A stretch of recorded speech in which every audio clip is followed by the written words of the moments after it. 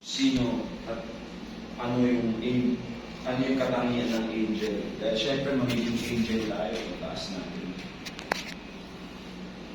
Ngayon, ang mga angel, kaya nilang tumagos sa pader, ganun sila kalakas. Buksan natin yung Bible natin sa Acts 12:7. Pagtapos yun na Romans, bago ng Romans. Tapos ng John. Acts 12:7.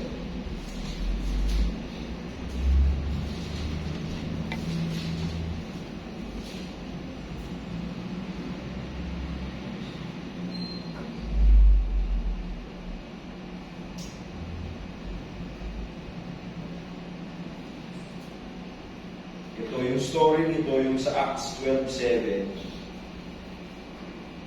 Yung angel, ayan, makikita yung angel of the Lord. Hindi si Jesus yan, pero ibang angel yan. New Testament na to. Kasi nung New Testament, nagkatawang tao na si Lord. At kung bakit ganito, bakit magkaparehas? Kasi nung Old Testament, ang sulat noon sa Old Testament ay Hebrew. At yung New Testament, Greek na. Gentiles na yung textual nung nagsulat sa Old Testament, sa New Testament. And yung sinasabi dito sa 12:7, and behold, the angel of the Lord came upon him. And sabi dito, nasa kulungan siya, nasa kulungan sila, nakalak yun, syempre. And behold, the angel of the Lord came upon him, and light shining in the prison. And he smote Peter. Inano niya, tinapik niya si Peter.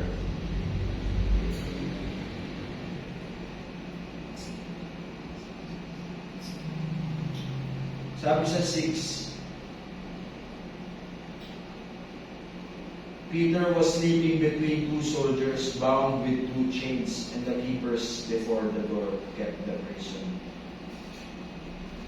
Ibig sabihin, nakakulong si Peter. Paano biglang may mag-a-appear ng angel of the Lord? So, ang angel, kaya niyang tumagos sa pader. At kaya niyang ng isang ganun lang. At sabi sa Acts 5:19, kaya naman nilang magbukas ng kandadong pintuan. So, Acts 5:50. Wait tayo sa 5.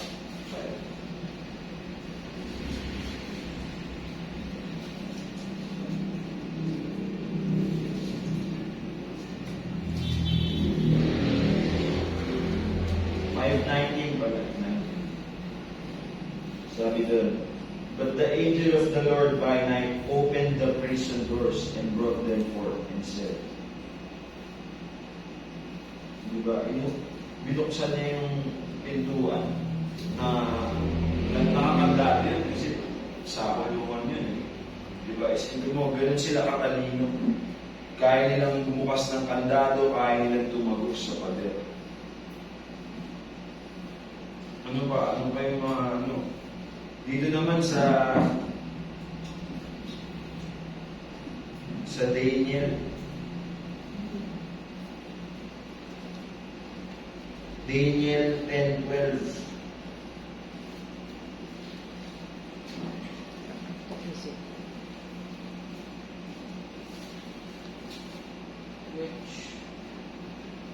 Kaya nilang, yun yung pag nag-solve, sasabihin natin sila, pag sinabi natin sa kanila na, alam mo, pag nagkaroon tayong glorified bodies, kaya natin pumunta ng bulkan ngayon, isang snap lang ng ating finger.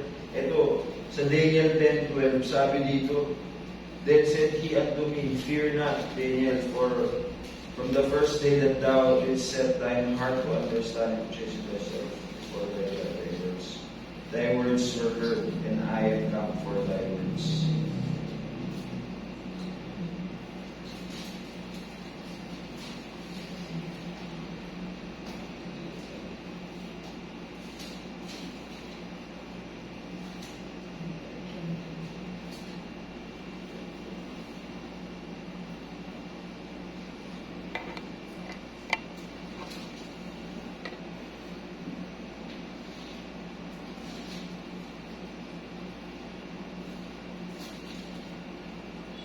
sabi sa 13, but the prince of the kingdom of Persia is with me 120 days, but lo, Michael, one of the chief princes came to help me and reminded there with the king of Persia.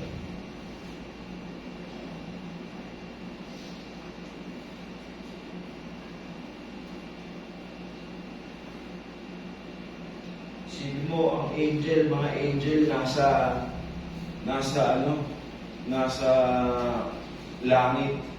Gaano kalayo yung langit na third heaven? Million miles away or billion miles away. Dahil sa isang prayer lang ni Daniel, kaya pumunta dito ng ganong kabilis. Isipin mo, kung 300 kilometers lang papuntang Manila, umaabot na ng 10 hours. Paano pa kung million miles, million kilometers, billion kilometers? Kaya bumaba ng angels ng isang ganun lang.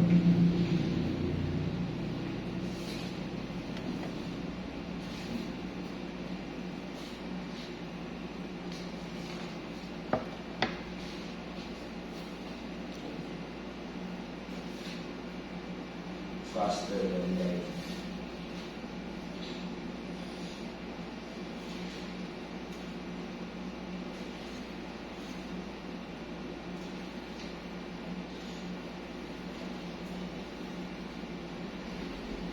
At meron din silang katangian na alam nila lahat ng nangyayari sa mundo. Matalino sila. Kumbaga, sabi sa Daniel, ay sa 2 Samuel,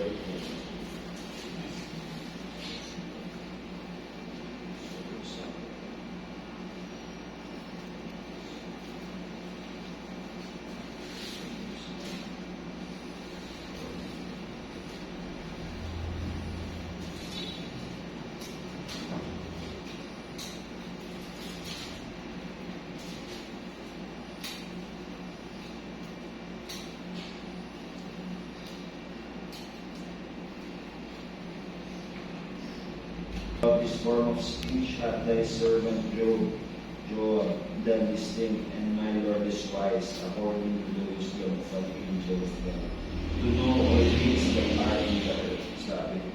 So alam nila, kaya kaya nilang bumukas ng lock kasi alam nila lahat.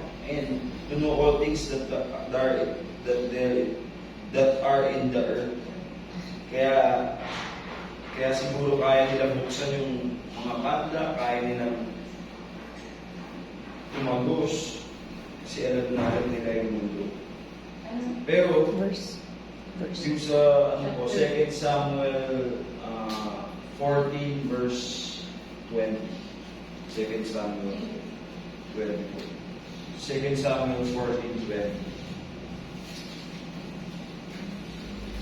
Pagtapos ng Judges bago mag-Kings.